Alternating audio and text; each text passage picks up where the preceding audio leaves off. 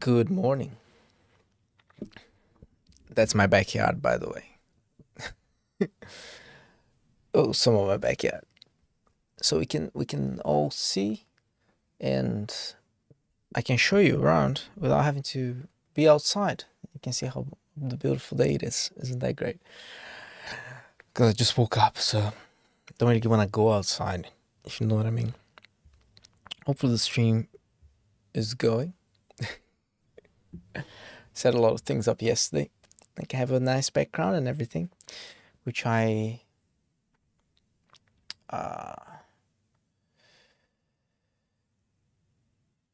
was gonna say, yeah, I didn't have last time. This stream is brought to you by non-conforming. Go to non 3 dashes like offwhite.com, non-conforming.com, and there's no discount code today because I didn't do everything I needed to do for this stream. But anyway, we're gonna start today. The title says something along the lines of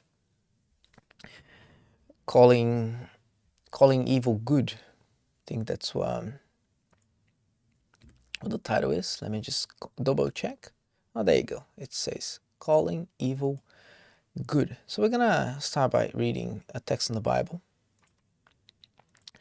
that talks about that. That is in Isaiah chapter 51, verse 20. So let me switch. Look, I can show you the Bible now. Look at this. Oh, isn't that amazing? Look at this. I'm so prepared for this. It's incredible. Anyway, this is what it says. Isaiah chapter 5, verse 20. Now this is Logos. It's a little bit, Logos is pretty good. It's a little bit slow. Hello, mythical dark cry. The problem with but also I'm streaming from my Linux computer. Logos doesn't run on Linux. Not with a lot of work and very many problems. This is running on a Mac, and I'm accessing it via screen share, so it's even slower now because it's like through VNC. Thank you. So I'll read from verse 18 because it's a prophecy, so it's grouped in groups because it's somewhat poetic. It says this: "Woe to those who drag iniquity with cords of deceit and pull sin along with cart ropes. To those who say, let him hurry up and do his work quickly, so that we can see it. Let the plan of the Holy One of Israel take place, so that we can know it.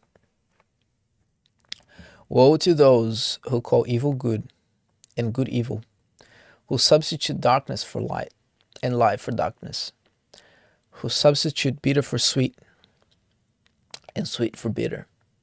Woe to those who consider themselves wise and judge themselves clever.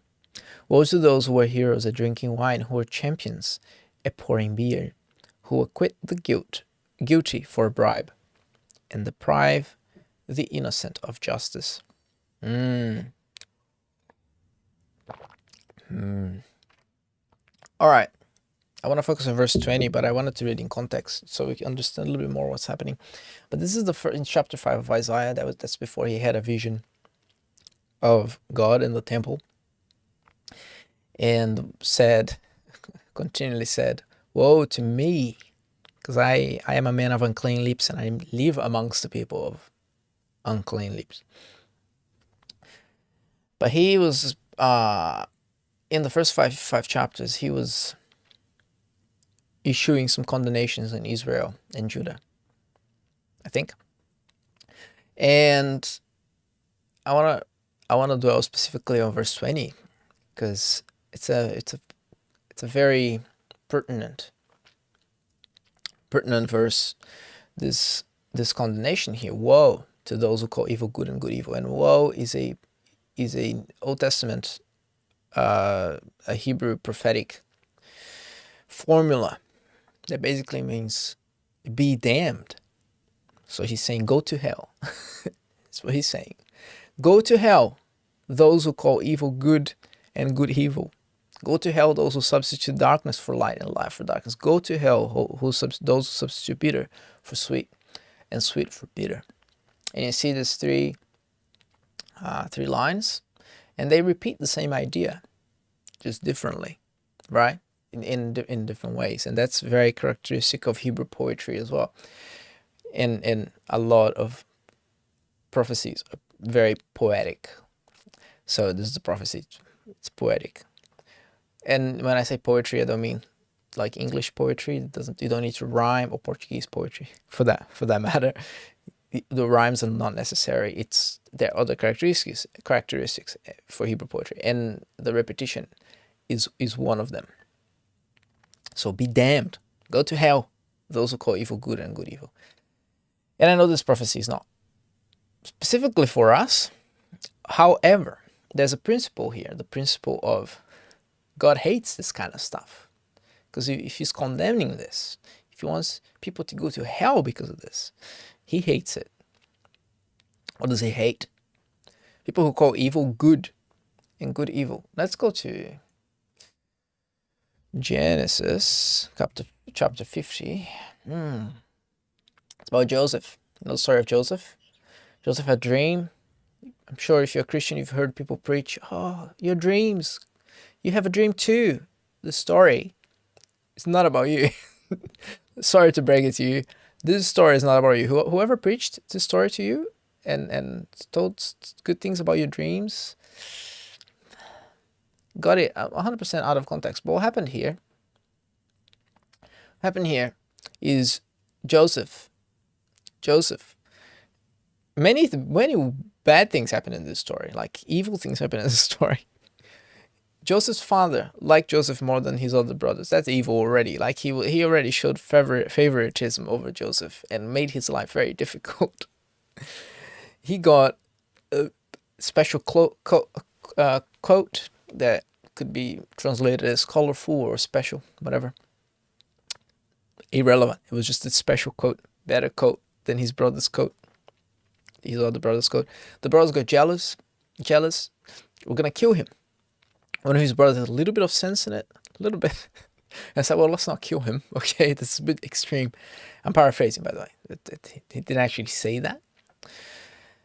If you want to read the Bible, a few chapters before chapter Genesis 50. And yeah, so it's like, no, let's not kill him. Let's, what should we do? So let's throw him, yeah. They threw him on a well, in the well. They're like, well, actually, maybe let's not leave him in the well. So some people walked past some country. Gosh, I just woke up. I literally woke up at 6:27. Got out of bed. 6:43 right now. Put clothes on. Went to the toilet. Probably too much information and came here. Anyway, so some Egyptians were walking past, and then they thought, oh, let's sell him as a slave. Sold him as a slave. Evil. He went, worked with Pharaoh, and then worked in Potiphar's house, which was the second in command. And his wife, Potiphar's wife, tried to make advances in Joseph. And Joseph ran away.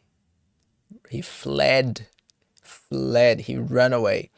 And then she lied and said, oh, Joseph tried to do this to me. I mean, he was naked when the other people arrived, because when he ran away, she took his coat.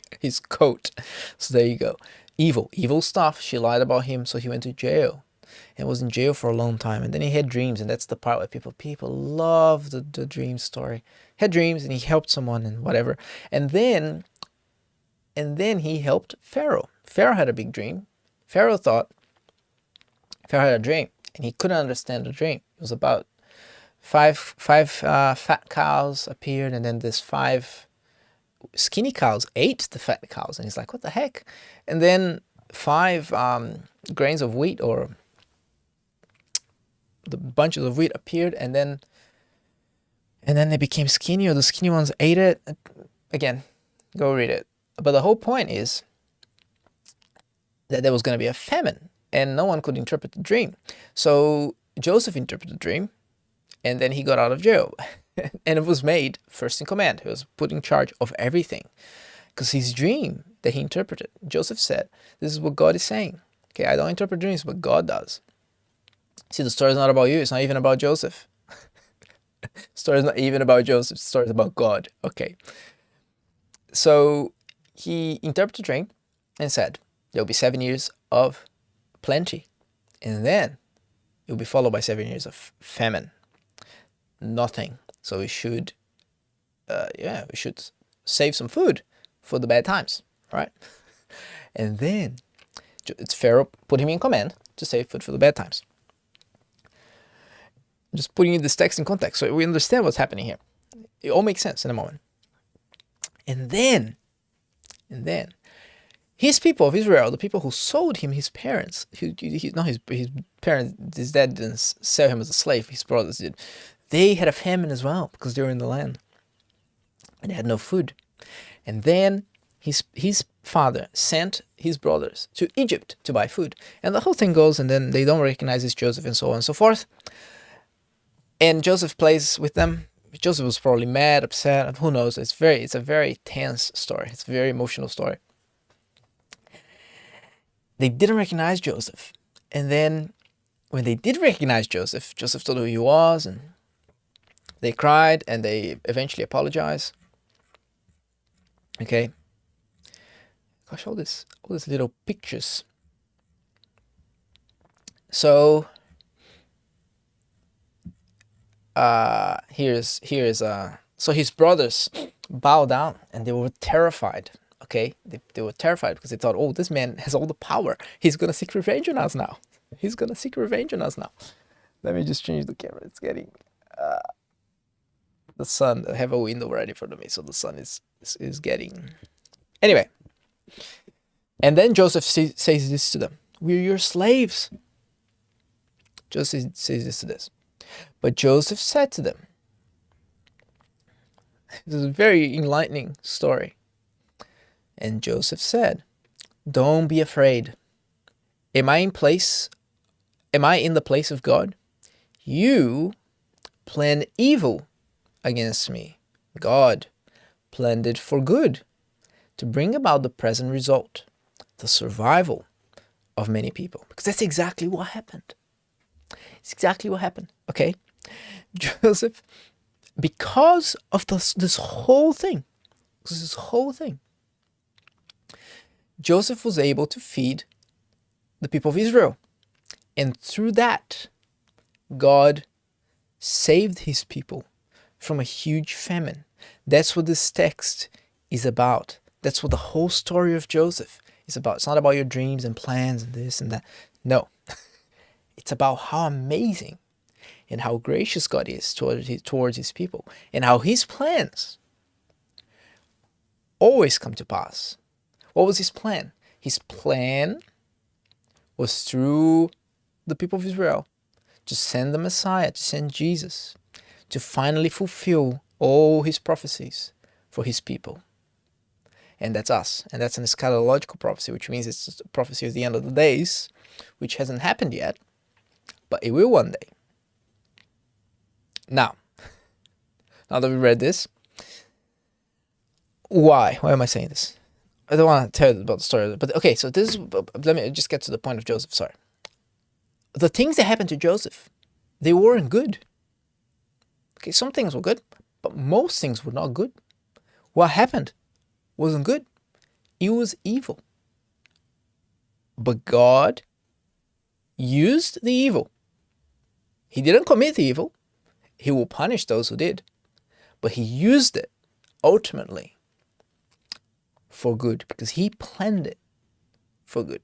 And if you believe that God is sovereign and that he's in charge of everything, you believe that before the creation of the world, he already planned this. He already ordained it to happen. He didn't commit the evil because God doesn't do evil.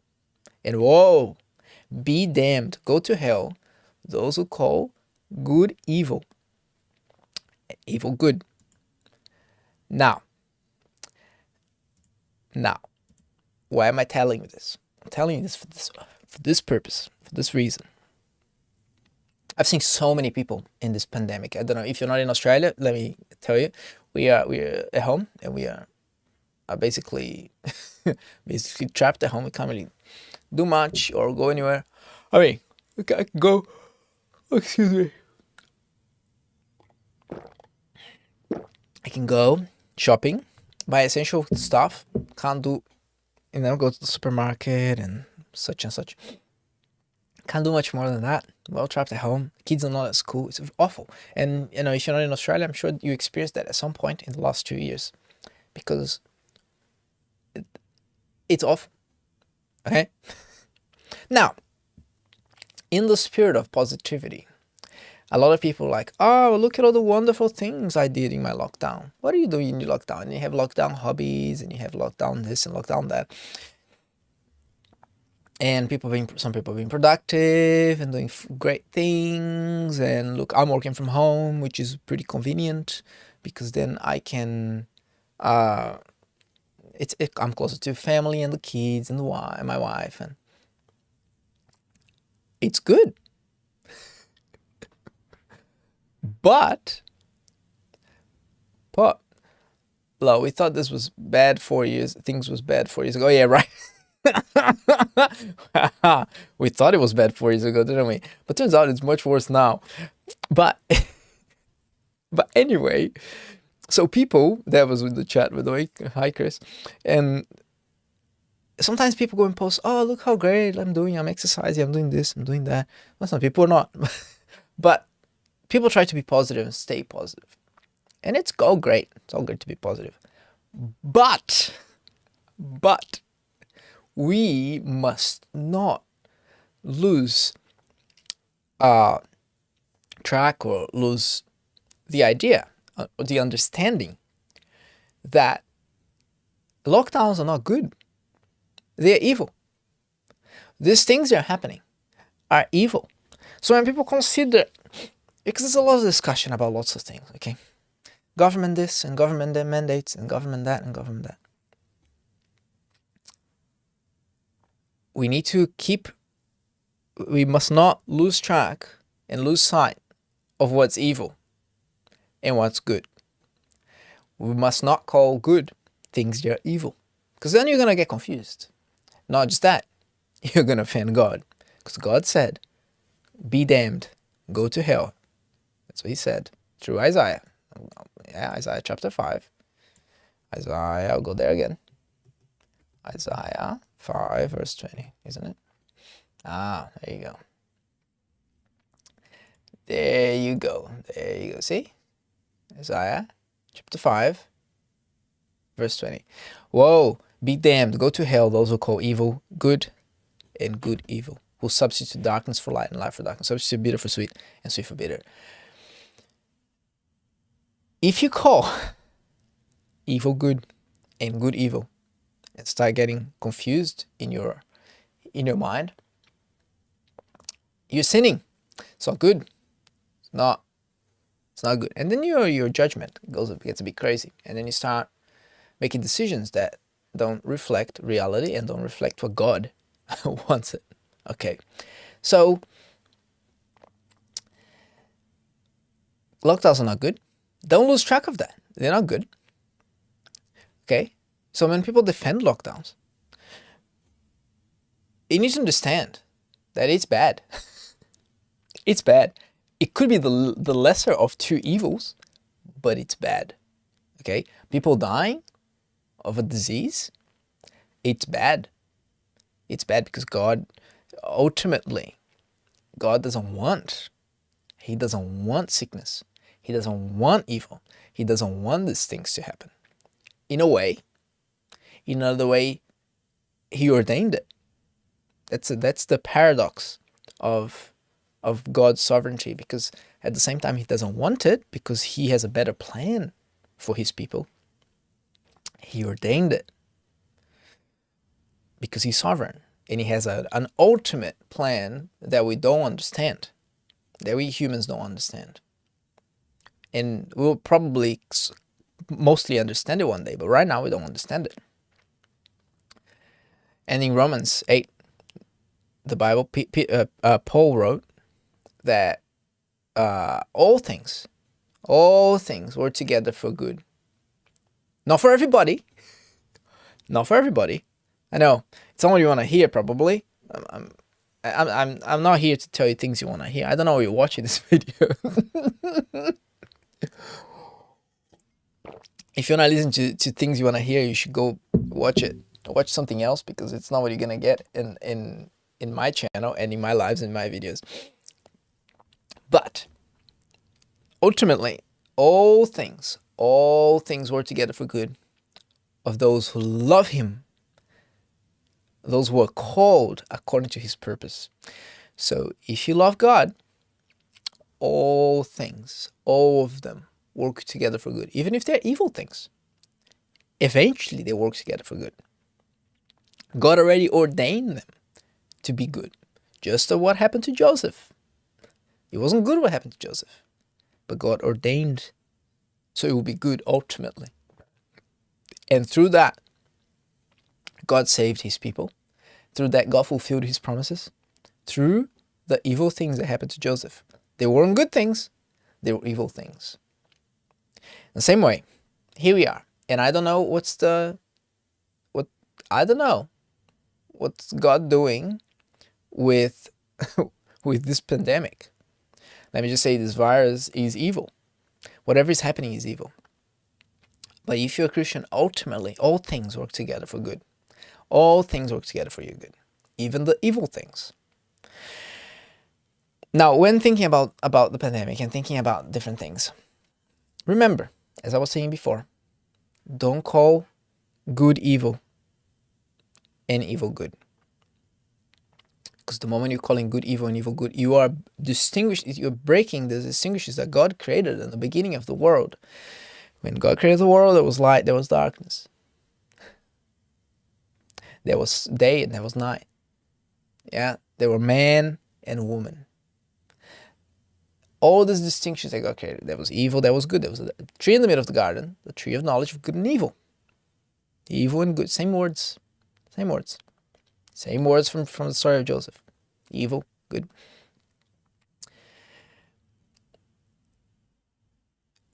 Don't break that distinction, because the moment you break that distinction, you're disobeying God, and you are going against God's creation. You're going against God's creation order.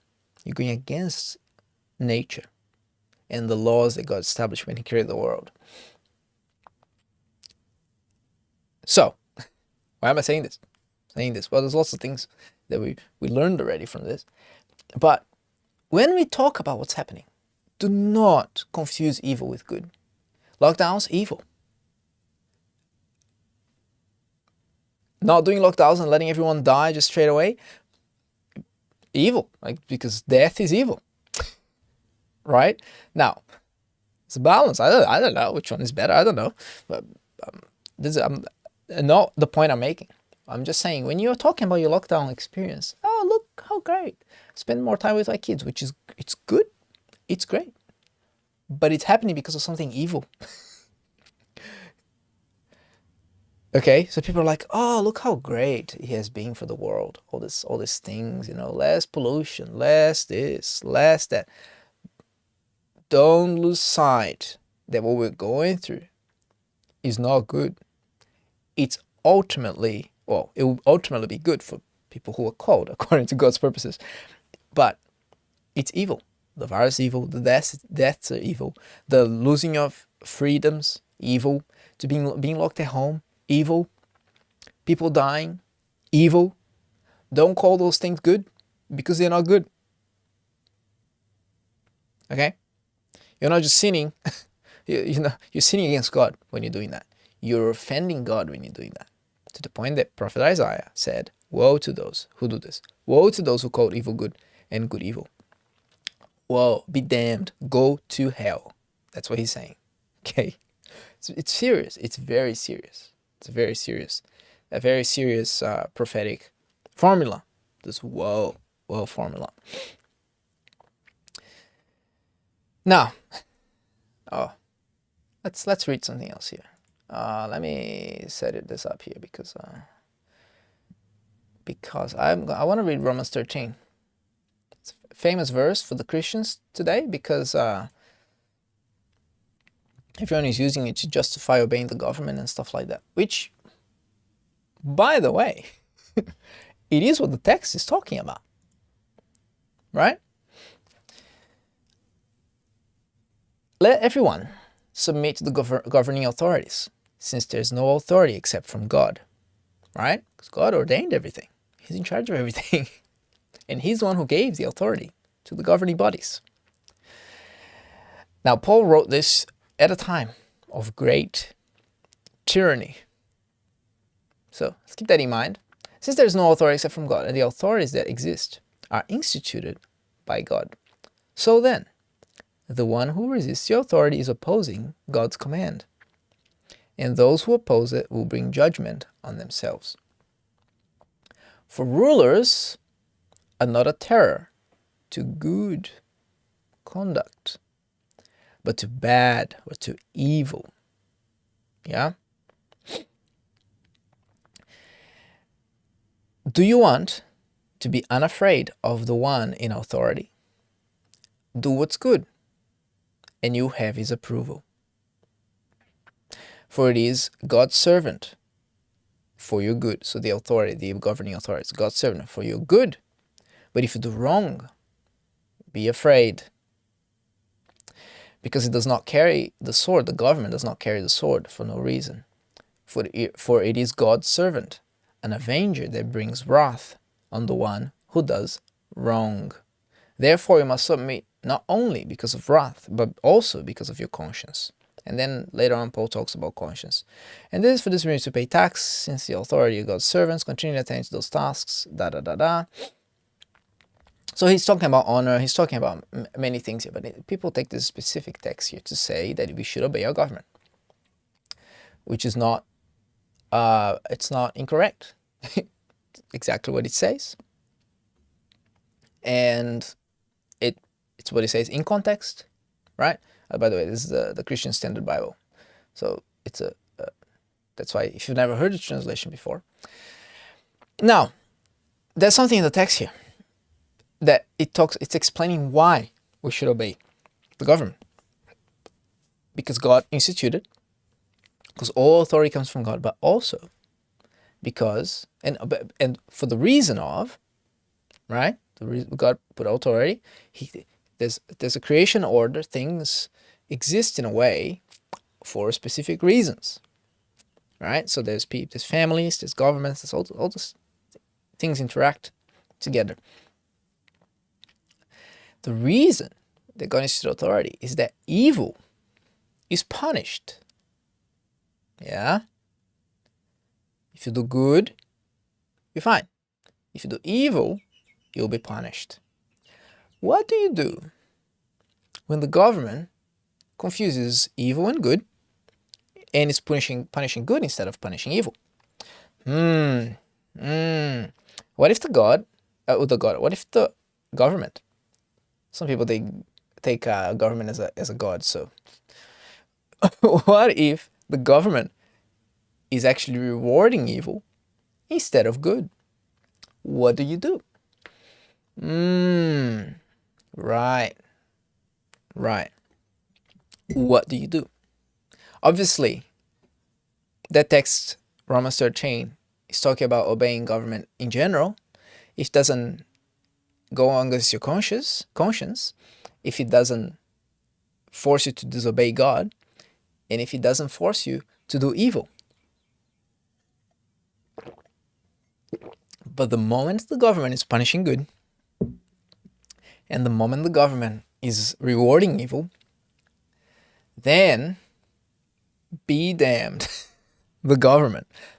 Now, the Bible also says, do not repay evil with evil, but with good.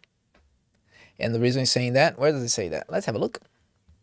Didn't prepare that text, but I think it's an interesting text. So let's do this. Do not repay evil with good. Let's have a look. Come on, Logos. Slightly slow. Why?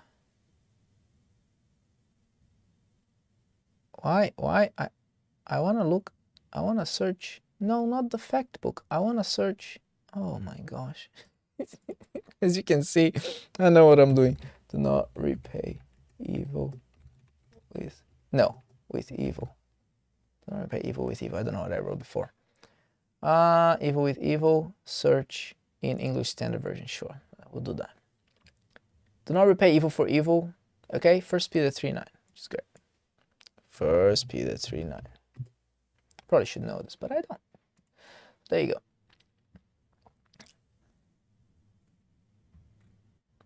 Finally, all of you be like-minded and sympathetic, love one another, and be compassionate and humble, not paying back evil for evil or insult for insult. On the contrary, giving a blessing, since you were called for this, that you may inherit a blessing. And it talks about giving some instructions about suffering and enduring suffering. And yeah, so do not fear, do not be intimidated. If you should suffer for righteousness, you're blessed, right?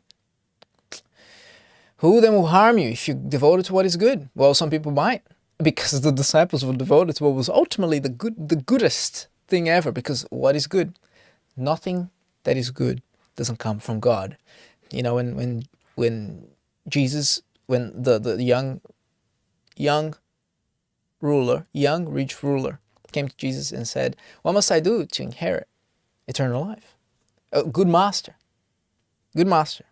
What must I do to inherit? And Jesus said to him, "Why do you call me good? You know that there's not one good but God." And Jesus was kind of tricking him. Well, not really. He was just making a point that he thought that Jesus was good because he didn't understand the goodness of God. He thought that he himself was good because he thought that he was saved by his own actions. But Jesus is saying, you know that the only one who's good is God. All sorts of good comes from God. Apart from God, there's no good. And the disciples ultimately were doing what was good. And they still suffered in the hands of government, in the hands of other people, right? But here Peter is saying, do what is good. Do not repay evil with evil, but with good. For it's better to suffer for doing good, if that should be God's will, than for doing evil. Christ suffered for our sins. The worst evil, the biggest evil that ever happened is the Son of God was killed on a cross. That was evil. But through that evil, the ultimate good came, which is our salvation. You understand? God is a specialist, okay, in getting evil things and not making them good, but making them into a good outcome. So, yeah, that is the gist of the text, right? Christ also suffered for sins once and for all. Righteous for them, God righteous. La la la. And all that stuff. So, what do you do when the government is punishing good and is rewarding evil? What do? You do good. You stand by what's true. What is true and what is good? What the Bible says. It's true and what's good. Not what you think is true and good. If you're punished and if you are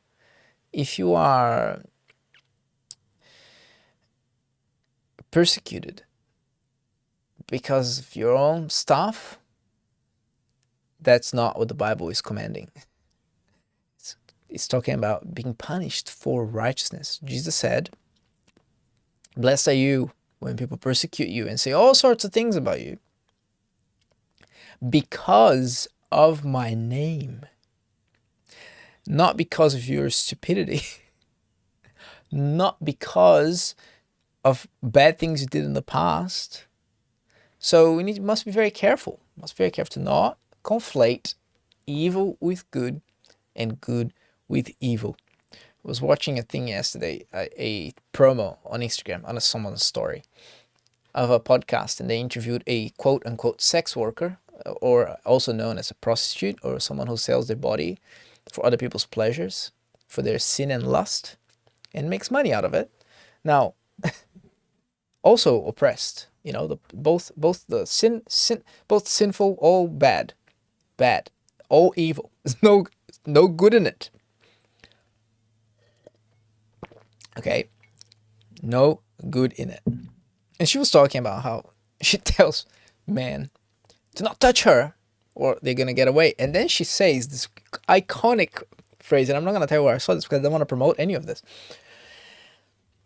You have to use your platform for good. And I'm like, even if something good comes out of that, which sometimes it does, it's only because of God's incredible mercies. There's nothing good in that already.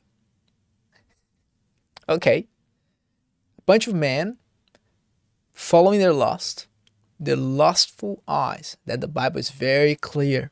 It says in 1 John, the world, do not love the world or the things in the world. Okay, the what is it? The lust of the eyes and the love of life, and the love of life is the love of life's possessions. For this world and its desires are passing away, but the one who does the will of God remains forever. All right, so that you already have people there following the lust of their eyes, and maybe, I don't know, what she wants to be a stripper. I don't know, because of sin. Which sin specifically? I don't know. It's hard to know. It's evil. There's nothing good about this. So people are so messed up in their heads that, maybe if I use my platform for good. This world is messed up. All this world does is it conflates good and evil. It mixes things up. But we have a conscience. God put a conscience in us. And if your conscience is renewed according to the word of God, You will know what's good and what's evil. Yeah. And even people who do bad things, they are without excuse. They have no excuse. Even if their conscience is so destroyed that they think that the evil they are doing is good, there's no excuse. No excuse. Because God made everything very clear. It's written very clear in Romans 1 and Romans 2. There's no excuse. Because God made it very clear through nature, through the infinite, the attributes, the eternal attributes, they're there, and also through immediate revelation. Everyone is born with this conscience that slowly you can grieve, and destroy the conscience, so you're not warned anymore about your stupid, sinful things, sinful ways. And I'm not saying this because I'm better than anybody else, because I also have my own stupid, sinful ways that I have to repent from, and that's a constant. While I'm in this world, this is a constant thing. One day, I go to heaven. Sin will be no more. It'll be gone. All evil will be finally gone. All sickness, all pain, all the evil, all the sad things, they will be gone. Right? Where am I going with this? Just to talk about evil and good. Do not conflate evil with good. Even when you, again, I just see people doing this stuff all the time. But yeah, don't conflate evil with good. And then we're in a world where evil and good, the lines between evil and good are so blurred. People don't do evil. Don't call evil good. Recognize that what's happening, it could be evil. Don't celebrate the evil, but celebrate God's faithfulness, even through the evil, because God can make good things come out of evil. He's a specialist at doing that. He did that with Jesus, ultimately, right? But many, many other times.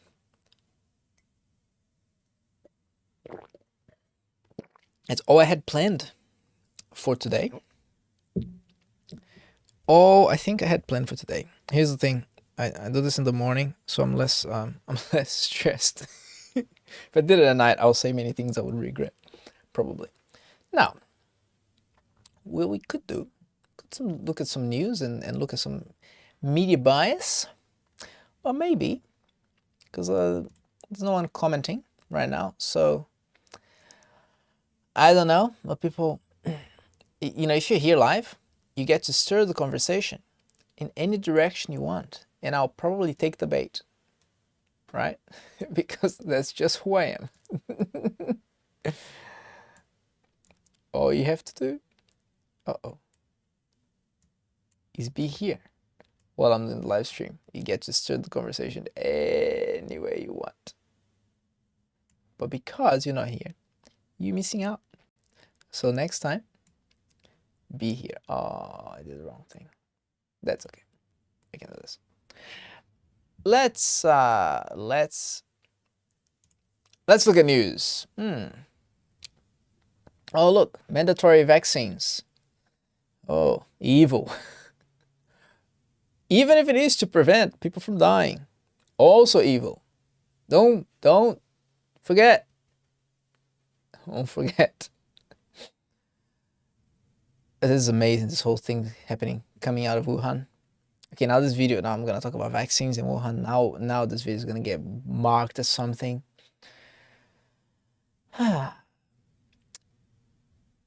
It's amazing. Chaos, death, mandatory this. Look, there's not a lot of an easy truth. They like to say the headlines. They are just so. I love this. Waleed slams privileged tradies. Privileged. The guy is privileged. He works in a business. I mean, media is like going downhill. It was going downhill until COVID, and now it's making money again. So Someone is quite happy about this. Let's look at a different source of news, a more left-wing source of news. Why is this like all this stuff blocking my view? What is this? What do we have here? It's no closer allied than Australia. Oh yeah, I forgot ScoMo was in America. I forgot he was there. Oh, United Nations. Oh, the useless thing that they do. Yeah, right. Anyway, what am I doing?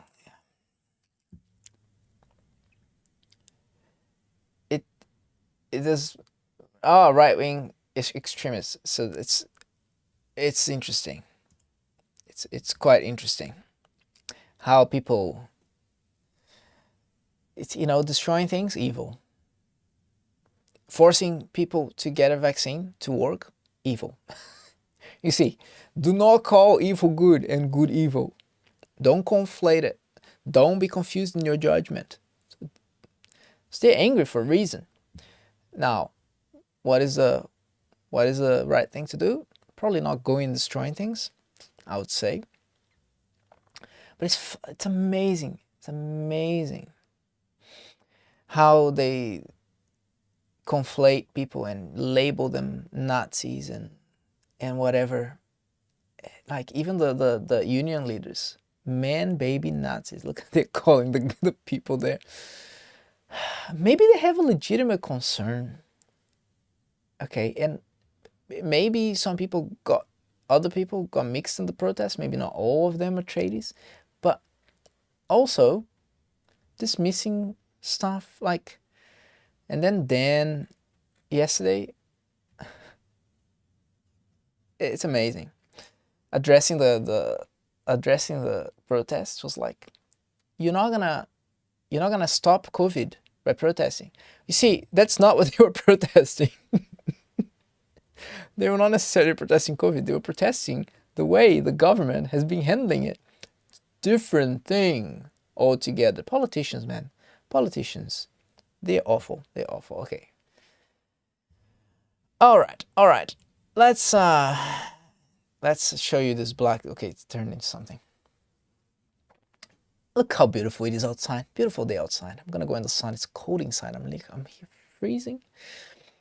But thank you for watching. Thank you for being here today. Thank you for watching this video even after it was live. Remember, if you watch when it's live, you can ask me questions. Stir up the conversation in any way you want. If you don't like what I'm talking about, you can tell me. I'm probably gonna still talk about it. But after I finish talking about things you don't like, I might talk about things you like. See, everybody wins. Everybody wins. But yeah, that's it. That's all I have for today. I'll see you on Friday with a video. I know I didn't make a video last Friday, but this Friday there'll be a video. Probably. Probably. I need to do an exam. I need to do a Greek exam. I need to study for it. And here I am preparing for a video.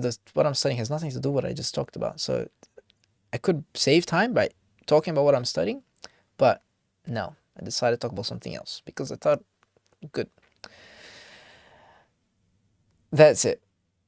See you next time. Please be here, subscribe, and all the things that you do. Okay? Great. All right, bye.